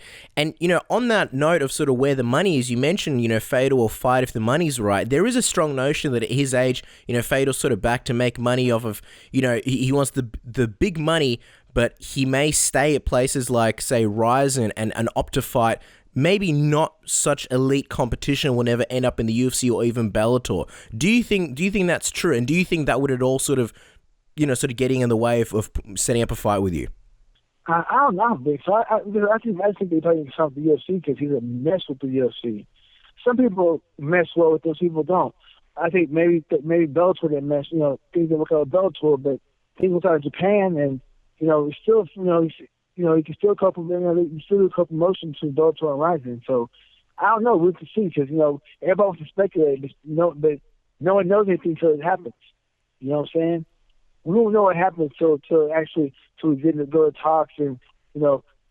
Sakakibara talks with Coker and Spike TV gets involved and they figure something out. You know what I'm saying? All I can do is just do my part and call Fedor and try to get this fight. Now the rest will come down to Ryzen, Bellator, and Spike TV. If this Fedor fight doesn't pan out and you do have to fight in Bellator next, who would you want to fight next? Obviously, everybody wanted to see a fight between you and Phil Davis, but he looks like he might get the next title shot. Who would you want to fight next if this Fedor fight doesn't work out? Makes no difference to me. You know what I'm saying? I'll fight heavyweight. I wouldn't mind fighting Manekov or somebody. I wouldn't mind fighting Davis, definitely. You know what I'm saying? I wouldn't mind fighting whoever's at 185. They got who the champion there is Cavallo. I can't say his name. Cavallo. I butcher his name. He's a tough kickboxer. He got Halsey there. They might knock him off. You know what I'm saying? So there's options, man. There's a lot of options there. You've had success in the Ryzen heavyweight tournament. Could you see yourself having, making an actual heavyweight run and possibly going for the title? You fought Chet Congo already, dipped your toes in the water. Could you see yourself going all the way and, making a run at the title at heavyweight? I don't know. You know what I'm saying? If the money's where I can. Because really, I'm not a true heavyweight. I just have the skills and the smarts to beat heavyweights. You have the right skills and strategy to beat heavyweights. You know what I'm saying? So, I fight to be anybody with the right game plan. Now, switching topics, Mo, we know you didn't stay in Japan for long afterwards because you had a great seat for a huge fight recently in Robbie Lawler versus Carlos Condit. Obviously, it was an instant classic. Everybody loved that fight. Robbie is your American top team teammate. What did you make of it? How did you score the fight? Did you see Robbie winning that one? I thought Robbie won. I thought it was close. I thought Robbie won. I don't know. Regardless, even if Robbie would have lost, say Robbie would have lost 4 rounds to 1, I would say Robbie won. You know what I'm saying? Like, you're talking to somebody that works with him. I saw Robbie landing a bigger shot, was more effective, but it was a close fight. I thought Robbie won, though. Let me ask you, because it seemed to come down to the third round. You just kind of admitted that, you're a bit biased. Obviously, you guys are teammates, but, if you say he won, what do you think he did in the third round? Because that's the one that everyone's sort of putting under the microscope. Well, the thing is, Carlos Condit landed a pitter patter. But we landed more effective shots, and I'm telling you that the elbow, like this. Tell me what you remember the third round. Nothing. But you remember the elbow, don't you? The big forearm elbow Robbie landed. Everybody remembers that. But you can't remember nothing else from that round. You understand what I'm saying? Yeah, well, it's an interesting perspective. I mean, a lot of people are talking about Robbie as having an amazing resurgence. Obviously, we all remember the time when he fell asleep at a press conference at Strikeforce. Now, here he is, the greatest welterweight in the UFC. A lot of people wondering what would happen if he faces the previous king, George St. Pierre, in a fight. I'm just wondering, if Robbie does end up fighting GSP, how do you think a fight like that would go? Do you think Robbie has a chance of beating one of the best ever at welterweight? Yeah, man. Like, no one, it's like this. People talk about MMA fighters, they're gods. You know what I'm saying? Like, anybody can get beat with the right game plan. You know what I'm saying? Nobody's unbeatable. GSP has how many losses? 1 loss, 2 losses, like that. Everybody loses. Robbie has 10 of them, I think. Everybody loses this game. You'll catch a loss one way or the other. And so nobody's unbeatable. The person with the right game plan will win. Nobody picked Cain to beat Werdum. I mean, nobody picked Werdum to beat Cain. It happened. Right game plan, right circumstances. And saying, like, if you're in the game long enough, you'll face injuries or layoffs. You'll face somebody that's hot. You know what I'm saying? Stylistically, styles make fights. You can run into somebody with the right style to beat you. But then they might lose to somebody that you kill. You know what I'm saying? Anything can happen in this game. So, no one's unbeatable in this. Well, as we wrap up, King Mo, we also saw that you spent a little bit of time. You ran into John Jones while you were, I believe, in Vegas for UFC 195. It was an interesting interaction between two guys. John Jones, obviously the best light heavyweight in the UFC, who's going to be coming back, and also yourself after winning Ryzen. What's your relationship like with John Jones? And, how did you enjoy running into him over there? It seemed like you guys, in a lot of ways have a lot of mutual respect for each other. Well, I just saw him, I told him what's up, man, because the thing is, I didn't like him, I didn't really like him because, he fought my boy Rashad, he fought my boy Daniel. You know what I'm saying? I ride with them. But at the same time, I realized, man, in order for my boys to make money, they got to beat this guy, or they got to fight this guy. You know what I'm saying? And the thing is, I respect him because he's winning. He's the top of the chain right now. Him and Daniel are top of the food chain right now. You know what I'm saying? The both top 2 guys in my weight class. And I'm not gonna, I want everybody to make money. You know what I'm saying? So he's making money. If he's making money, then he's helping the person make money as well. So I'm saying, I can't hate. I'm not gonna hate on him. You know what I'm saying? It is what it is, man. It's a business. Yeah, let me just ask you, obviously, a lot of mutual respect, and you mentioned that he's great for business. You're a guy that fights at Moneyweight, but obviously considered one of the best light heavyweights outside of the UFC. Would you ever see yourself fighting John Jones? Is he someone that you'd like to fight one day? You mentioned that fighting him is a big, big fight. Is that a fight that you'd like before it's all said and done? If it happened to Bellator, hell yeah. Listen, I'm not a UFC fighter. I never will be. I don't fit the mold. You know what I'm saying? I'm too much inward for him. You know what I'm saying? Straight up. I can't play the game. You know what I'm saying? Like, they do their thing, I do my thing. You know what I'm saying? People there, they do great. You know what I'm saying? I'm happy for them. They're getting paid. I just can't, it's just not me. I don't feel comfortable. Even when I go to fight, I feel comfortable with my people. When I'm there, I don't feel comfortable in the environment. I don't know what it is. I feel more at home with like the strike sports and the Bellator field. You know what I'm saying? Like and even in Japan, it's just different with the UFC. I just felt different. I shut down. You know what I'm saying? Now the people there are cool, and like I got our friends to fight for them, and they're doing great. You know what I'm saying? They fit the mold, and they're making a lot of money. You You know what I'm saying? The UFC's promoting them. The UFC is do their thing. They're doing their thing. Bellator and me, we're doing our thing. As far as competition, we ain't trying to compete with them. We trying to put out good fights and entertain our fans. That's what we try to do. The UFC's doing their own thing. You know what I'm saying? We don't talk about the UFC. You know what I'm saying? I don't talk about the UFC. When people ask me about it, I just chill. You know what I'm saying? Chill and just take care of what I got to take care of. Well, there you go, guys. King Mo, he's a man of multiple companies, predominantly Bellator, also Ryzen. Again, congratulations on winning that heavyweight tournament. You guys can follow King Mo on Twitter at KingMoFH. We're very excited to see who you get matched up with next and if that fatal fight happens. And again, congratulations on the victory, King Mo. Thanks for chatting us today. Thank you, man. Appreciate it. Hey guys, this is Chad Money Mendez, and you're listening to Submission Radio. Joining us next is one of the top newsmen in MMA and pro wrestling. It's a pleasure to welcome MMA Fighting and the Wrestling Observer's Dave Meltzer to Submission Radio. Happy New Year, Dave, and welcome back to the program. Oh, it's great to be back. We always love having you on the show, Dave, and especially your insight. You know, it's been a wild week for the new UFC matchups being put together. Let's talk about this. Rafael dos Anjos versus McGregor and Holly Holm and obviously Miesha Tate, fight slated for UFC 197.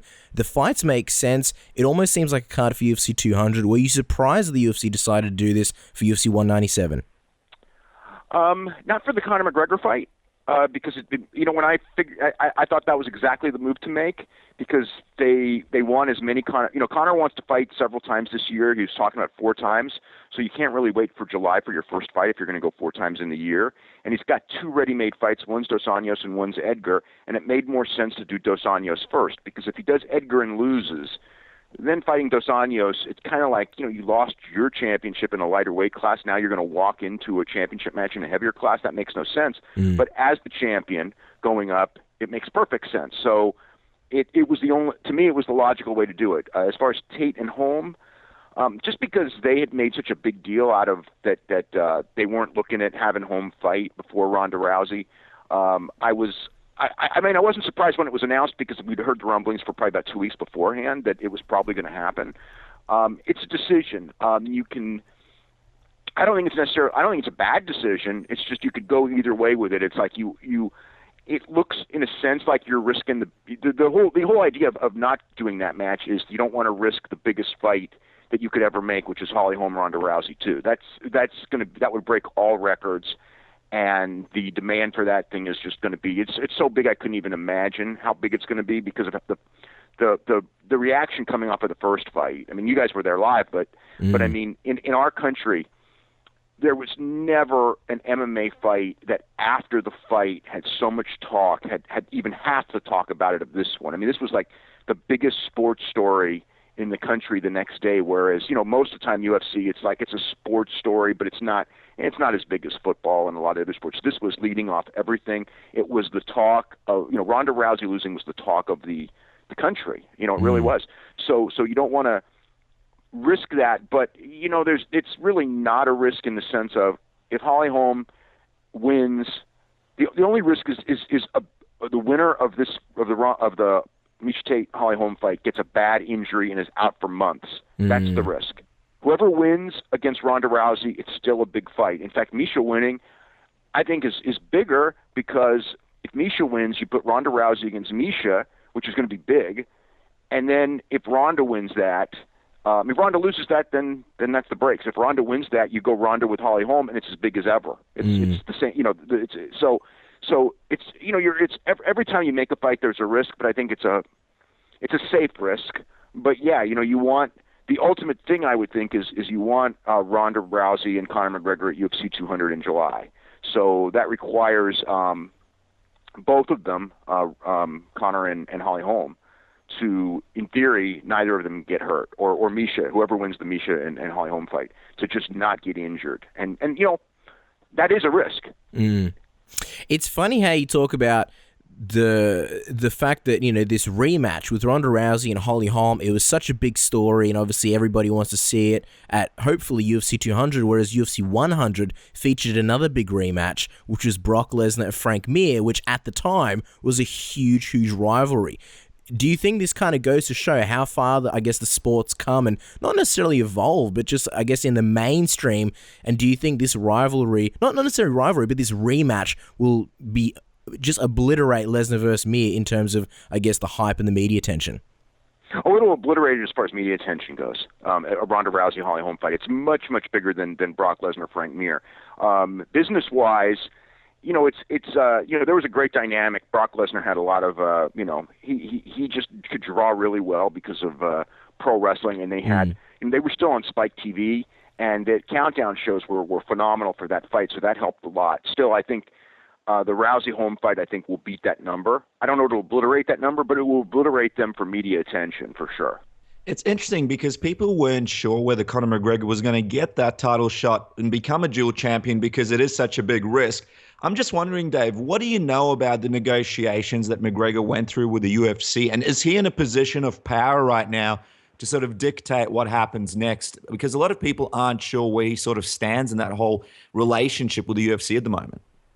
Yeah, I don't know. He has power in the sense that, the top fighters, Ronda Rousey and McGregor have power because it's a very, the dynamic of the last year really shows that you're big stars, and it's really just those two and maybe John Jones, that they're really big difference makers. Anderson Silva to a degree as well. They're really big difference makers, and it's millions of dollars in difference if they're on the show. So they got power, whereas before when it was you had your basic UFC audience that bought every show or that bought most of the shows, and then maybe a few people who would buy the bigger ones. The stars didn't have as much power. I mean, the thing is, a bad UFC show now does really bad, but a good UFC show now does just phenomenal. So the star power is, the key movers are more valuable than ever before, so they have more power than ever before. Do you think this is kind of the start of a new era? Because you talk about, obviously, McGregor and, John Jones, but also Holly Holm. Like the fact that she was, in theory, was supposed to wait till UFC 200, and now she's got this, allegedly big new contract, and now she's getting what she wanted, which is an earlier fight. Kind of seems like, the stars are sort of, I don't want to say they're in control, but they've got a little bit more pull than maybe in the past. Absolutely, and I think it's gonna be stronger and stronger as time goes on. Like in boxing, in boxing the stars have all the power. In UFC, it's still a mix, but in time, those major stars, because they're worth so much money, they're going to be able to dictate more and more. I think as time goes on. Do you think McGregor could be the guy that almost becomes like the Floyd Mayweather of the sport, and the UFC has to eventually co-promote with him?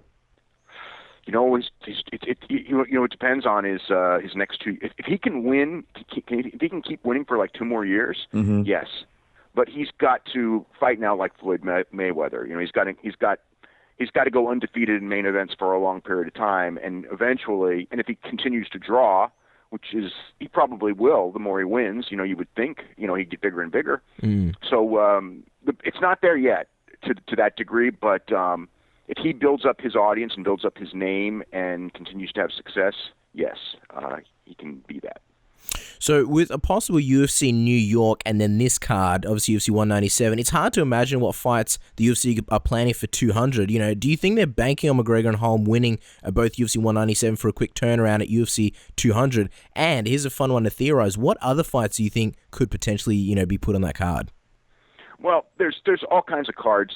As far as what can be put on that card. There's going to be a lot of people. As far as undercard, type of people,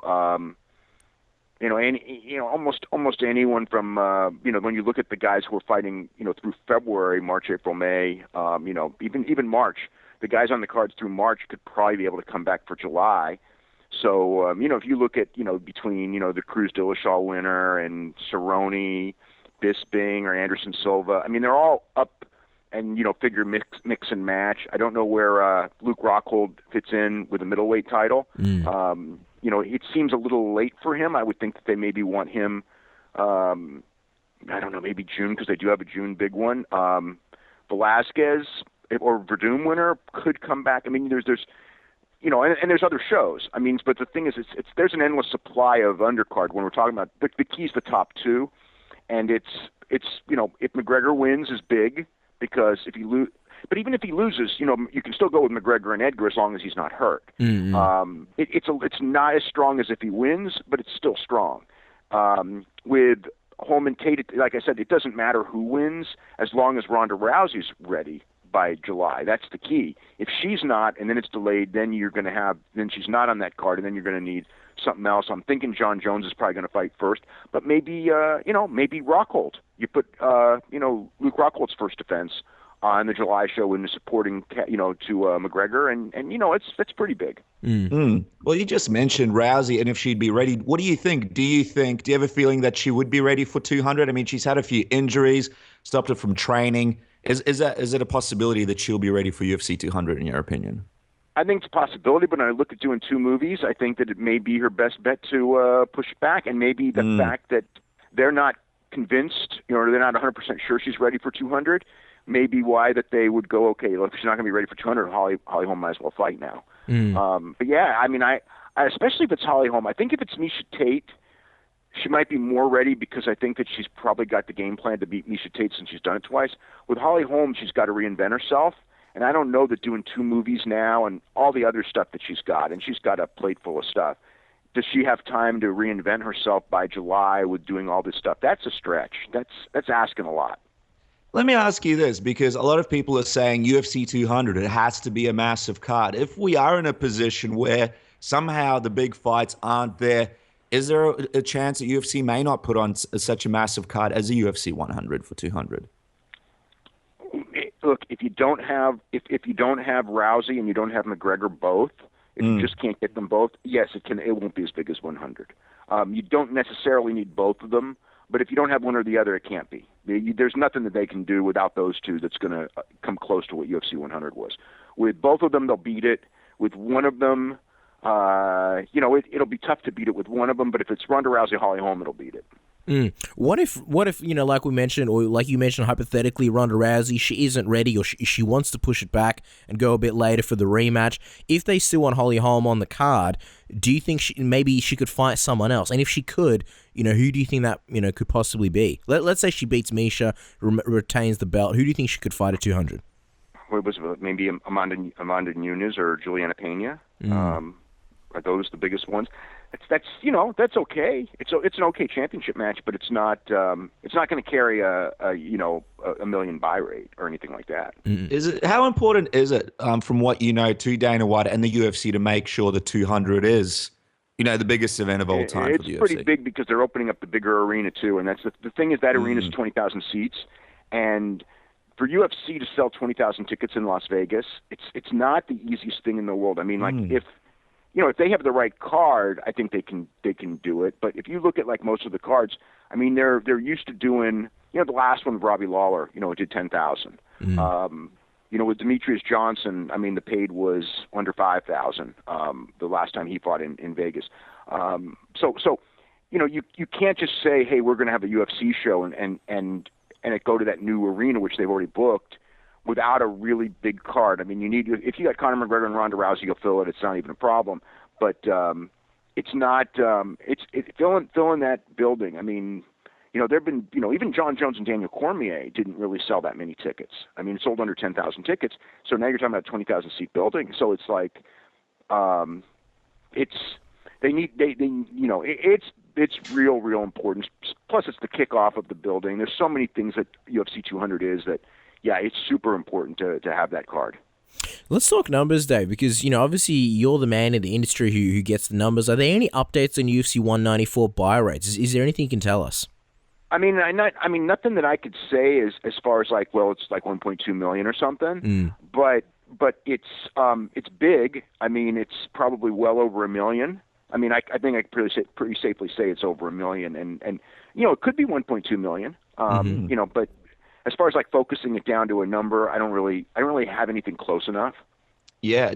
What time do you think? Around what time do you think we'll actually know the concrete numbers of what exactly? We may never know the actual number. There's really only a few people who know. I mean, as far as like an estimate within 10% in either direction, I think that it's pretty safe that I could get that.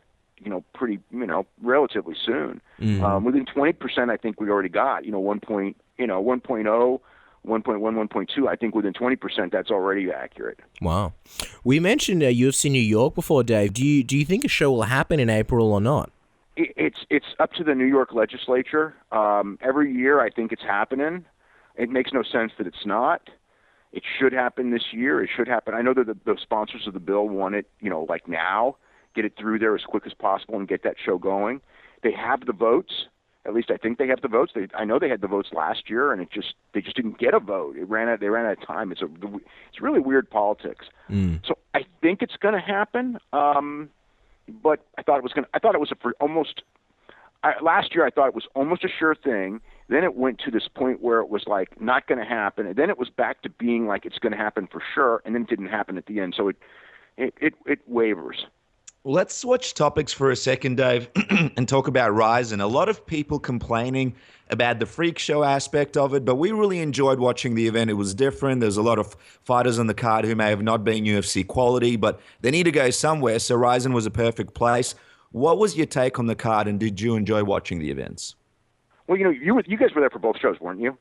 Ryzen? No, we wish. there. Oh, you guys didn't go to Ryzen? Okay. No. Well, okay. So I thought the first night, from what I saw, and I haven't seen the whole show because we got a TV version that had some from the first and some from the second, but I've gone and watched a lot of the fights that didn't air as well. I thought the first night was a really fun show. The second night had fun matches, and it had matches that I thought were pretty bad. But overall, I would say more good than bad. I liked a lot of the personalities that were on it. I mean, I enjoy something different. It's not UFC. The fighters aren't UFC caliber for the most part, although a few of them, there's Petrowska and King Mo. I mean, those guys would be in UFC and do well. And I enjoy the Kron Gracie Asen Yamamoto fight for a lot of different reasons. I love that kind of skill. The wrestling skill of Yamamoto versus the jiu-jitsu skill of Gracie. I mean, it doesn't matter to me that, in that division that there are a lot of featherweights that are more well-rounded. I mean, one's 19 years old and the other one's a jiu-jitsu specialist. He's not an all-around fighter. I love that fight. And I think that both of them, for Japan, I think that both of them could be big superstars for Japan because Japan loves that kind of fight. So, yeah, I mean, more, I was happy it did as well as it did because I want to see Japanese MMA. I don't like the ring. I will say that was, one thing that in the Pride days it didn't bother me, but now after, it's 10 years since the Pride days really, or 9 years. I don't like the ring. I mean, guys falling out. I don't like the officials letting the fights go too long. I didn't like Sakuraba and Aoki at all. Yeah. It was just sad. But overall, I really, other than the main event, I thought the first night was a really good show, and the second night was like I said, I liked it. You wrote a really good article discussing some of the numbers for the show on MMAfighting.com. For those who haven't read it, just break it down for us. Was Ryzen an actual success? Yeah, I mean, the second show with Fedor pretty much sold out. It was well over 18,000 people, and that's good. I mean, if you want to compare it to 10 years ago and what Pride used to do, it's not that big yet. And you're going to need a whole new generation of stars, and they may never get that big. The ratings, obviously, again, also nothing like what Pride did, but they were good enough. You're talking 7-8 million viewers on primetime TV on a really competitive night in Japan. They got a lot of mainstream interest. I thought it was overall it was a positive for Japan. The United States numbers, they put it on at 10 in the morning, so it was limited with what it was going to draw. I think most people who watched it, for the most part, I mean, because the real freak fights, the Sap Akebono fight, which wasn't a good fight at all. I mean, that wasn't even on TV in the United States. So the only real, what I would call freak fight in the U.S. was the Gabby Garcia fight, and that was different, but it didn't ruin the entire show. And the Fedor fight, I know everybody wanted to see Fedor in, a more competitive match. It wasn't competitive. He won easily. It almost felt anticlimactic, that it was almost like a foregone conclusion what would happen, and it kind of, I would have liked him to have a different opponent. Hopefully Fedor's next fight will be against somebody a lot more substantial, and people will have a lot more interest. And there's things you can do with some of those guys. Like, they did make, like Asen Yamamoto was a star in Japan. Kron Gracie, what was her name? The Reina, the woman fighter in the opener on the second night. You know, you got Aoki, who's, you know, a great submission guy. I mean, there's plenty of guys that you can build cards around. It's there. I mean, it's not there like 10 years ago, but I think it's got a shot. Let me ask you, Dave, because a lot of people still not sure what the future is for Alistair Overeem. What are the chances Ryzen and Bellator, or both of them at the same time, give him some sort of deal that he won't be able to knock back? Because surely an Alistair Overeem Fedor fight means big numbers for Ryzen.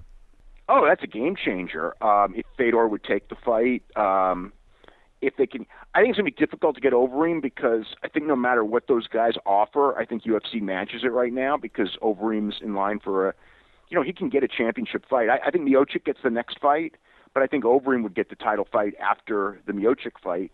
So I don't sense, the only guys that UFC has let go as far as like not matched rights, I think we had Josh Thompson, who, was not in the championship picture, and we had Phil Davis, who wasn't that far from it, but he wasn't going to get a title fight. So Overeem in the realm of a title fight and being a good striker and everything, I just expect that they'll match whatever he gets. I think his timing is awesome. He's going to get a lot of money, and good for him.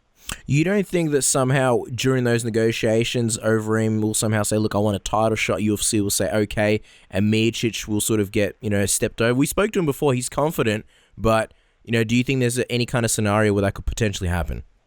Yeah, I got to say, I'll never say no, because how many times have we heard this fight's made, and then they go in a different direction, and sometimes not even with that good of an explanation as to why. So I can't say, I can't say it's not possible. I mean, they've said what they've said. I mean, they were pretty strong on Miocic, and my God, I mean, what can you do more than what he did? And I think that there's an argument that he should have gotten this shot.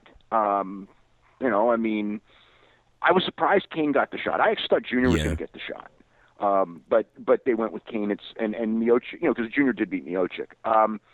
But I think it'll be Miocic. I think that we'll get, like I said, but 100%. It's never 100% with UFC. And also the other thing, Miocic could go get hurt, right? And then it will be Overeem. Let me ask you something, Dave, because quite recently, obviously, an amazing main event, UFC 195, Carlos Condit versus Robbie Lawler. Just quickly, just want to get your thoughts. Who did you think won that fight? And a fight like that for Robbie, a couple of fights back-to-back. We spoke about it with Mike Winkeljohn on the show earlier. A couple of fights like that back-to-back. I mean, it can't be good for your head in terms of damage. Is it difficult for you to watch a guy like that at the tail end of his career have such a battle back and forth again, so close to the last one? That's a real mixed bag, because watching that fight, when you watch the fight as a spectator, you get all into the idea of this is such a great fight. I mean, it was one of the great fights in UFC history, and he's had 3 of them in 3 years. The first Hendricks fight, the second Hendricks fight was a tough fight too, but the first one, and then the McDonald fight was incredible. And so during the fight, I was that fight had everything going for it, because to me, you didn't know who was going to win. Condit was landing more. Robbie was landing harder punches. The whole fight was exciting. And when it was over, I thought Condit was going to win. I was kind of confident that Condit was getting the decision, and I was kind of taken aback when he didn't. Then I rewatched round 3, and I can see, I mean, that's close enough round. I don't think the judges got it. There was no right or wrong. I mean, it was so close that either could have won, and that's all you can say. When it's that close, you can't fight it. I had Condit. I really want Condit to get a rematch because it was so close. What will happen, again, we don't know if Condit wants to fight again. There's so many different things going on. As far as for Robbie goes, I was, one of the reasons I actually thought Condit was going to win was because I just thought Robbie was coming off of, those 3 hard 5-round fights. And at some point that's, is it between the age and 15 years or whatever it's been that he's been fighting. I mean, he started so young that it's going to catch up. And I thought from his performance, I don't think it caught up. I mean, he fought a great fight. I thought Condit fought a better one, but at some point, I mean, when's it going to happen? I mean, when I look at Junior, Junior against Miocic, I thought wasn't the same Junior, and against Overeem, it was just like it was a different guy. Yeah. Crazy. Dave, we really appreciate your insight and especially your time. Just really quickly before we let you go, a quick pro wrestling fix. We're not obviously watching it like we used to, but seeing all these AJ Styles rumors got us interested. Is there any chance we see AJ Styles as a part of the Royal Rumble? What can you tell us about him going to the WWE? That was certainly the idea that he was going to be in the Royal Rumble. Whether it happens, that I don't know, because it got out. I mean, they wanted the whole thing under wraps and have him debut as a surprise, and they still may put him in there. But yeah, he's coming, and Nakamura and Mios, great pickups for WWE. I mean, Carl Anderson and Doc Gallows, but AJ and Nakamura. I mean, to me, they're two of the four best in the world, and a big blow to New Japan Pro Wrestling. Wow, what a time to be a pro wrestling and MMA fan. Guys, you can check Dave out. Make sure to go on f4wonline.com. Check out the Wrestling Observer. Dave, what can fans expect from the new edition of the newsletter? Well, the issue that's out covers just what we talked about, the whole background of the jumping and what it's going to mean to WWE, what it's going to mean to New Japan. Again, discussion. We did a year in review and a year in preview discussion in the new issue for UFC. We actually led with UFC, and then WWE, Bellator, Rising, just going through the whole details of the first two Rising shows and what happens from there. And like this last week, if you go from December 29th to January 5th, that week period, or actually longer because of John Cena injury that came out on the 7th. So that period was one of the most noteworthy weeks that I can ever remember writing about. It was just like every day there was, because the Rising thing changes the game. I mean, it's just, I think that's gigantic in MMA, a new promotion in Japan being resurrected. The Robbie Lawler fight, we had one of the best fights of all time coming in. We got the New Japan Tokyo Dome show had one of the best wrestling matches that'll probably be this. I believe that on Saturday and Monday we had what will be the best MMA fight of 2016, more likely than not. I can't imagine something beating the Lawler and the Lawler and Condit fight. And I think we had the best pro wrestling match in Tanahashi and Okada. And then John Cena's injury, AJ Styles is and moving over to WWE is going to be one of the big stories of the year. Just filled with news right now. Well, there you guys go. A great year and a lot of exciting stuff coming up. Dave, thank you so much for coming on our program. And guys, make sure to check out all of Dave's work on the Wrestling Observer and MMA fighting. There is no man better than Dave Meltzer. It's always a pleasure having you on the program. Thanks very much. I really appreciate it. We'll be right back right after this break, guys. You're listening to Bob the Beast Sapp, and that's on Submission Radio. I'm not going to tap this time. Don't call me Tap the Sap. And there you guys go. Dave Meltzer dropping knowledge on everybody. He has absolutely insight for days. I love having him on the show. Big thank you to him for jumping back on Submission Radio. Big thank you to all our guests. Thank you to Stipe Miocic. Thank you to King Mo, Muhammed Lawal, and of course, big thank you to Coach Wink. All of them. By now, Dennis, I think it's pretty safe to say Submission Radio alumni. I can't tell you guys how much it's just awesome to be back. Yeah, it's so great. I mean, a lot of fans have been writing in telling us how much they've missed the program and where the hell is Submission Radio at? Where you at, Submission Radio? Nick Diaz style. But it hurt us not to be around some of these big stories, but we're so happy to be back. And as always, if you guys have anything that you want to talk to us about this episode, you can feel free to jump on our Facebook page and message us. And in the future, even when we do take these big breaks, you guys can still get in touch with us. So we spoke to a few fans over the big break, over the holidays, and it's always a pleasure doing it, Cass. Oh, yeah, and that's the thing. While we're thanking the guests, a big thank you to the fans especially, because you guys are the reason why we do the show. And, thank you for all the love and the support and obviously reaching out to us and letting us know, how much you miss the show and how much you enjoy the show. Makes our hearts very warm. As is customary, Dennis, before we pull the plug on this episode, and of course we promise we'll be back next week and for many, many weeks to come, but as is customary, any final words for the fans? No movie review this week, Cass, but a funny little story. As people know, you and me took some breaks. You spent some quality time in the spa, had a bit of a relax. I went on a bit of a trip with the family down to Sydney with my dog and my girlfriend. And just a very quick story. For people that may have heard, the dog has been called Winston after Lamorne Morris's character in The New Girl. And we were just walking down Sydney, down the street, and we ran into Lamorne himself, had a bit of a chat, and I introduced Winston to Winston, and I said, Lamorne, I named my dog after you. It was the first time anyone had named a dog after Lamorne. He was sort of taken aback a little bit, but after a little while, they had a bit of a play, and he even took a little bit of a video with the dog. You guys can actually check out a photo of us, of him with the dog on our Submission Radio Twitter page at Submission AUS. But nevertheless, Casper, Winston did meet Winston in early 2016. Wow. So they had a play. I guess this is what it's like when doves cry. What was it like? Give us the play-by-play. How was it Winston playing with Winston? Well, I think he thought it was a bit awkward, and he didn't appreciate a dog being called after him. And you had a gun to his head as well? I had a gun to his head. I basically said, look, Lamorne, cut it out, stop it. But I brought Winston to him, and when he saw that cute little package, and you guys may have seen him in that photo that we tweeted Chow Sonnen where we proved that, we've done some judo before. He's actually in the picture of me with a gi. He is an absolute cutie pie. And Lamorne just couldn't stay angry at those little puppy eyes. So, yeah, he did a bit of a video, said Winston meets Winston. He also spoke to me about how he didn't enjoy the Shangri-La in Sydney, but that's a story for another day. I suppose they didn't treat Winston the way they should, but Winston did treat Winston well. Are people following here?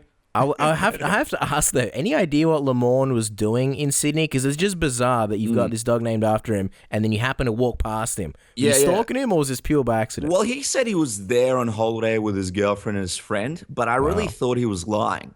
My idea is, I think he listens to the program weekly, and he knew me and Winston would be there somehow. He tracked us down and used his New Girl money to hire a private eye to figure out exactly where we would be in Sydney. So, well done, Lamorne. 1-0, Lamorne 1, Submission Radio 0, but who knows, we might just have to go up to America this year. There are some big things happening over there, and then we might have to get one back on you. Very plausible, Dennis. I think you completely cracked the case, and we figured you out, Lamorne. The jig is up. Man, I can't tell you how good it feels to be back. We'll catch you next week to do it all over again.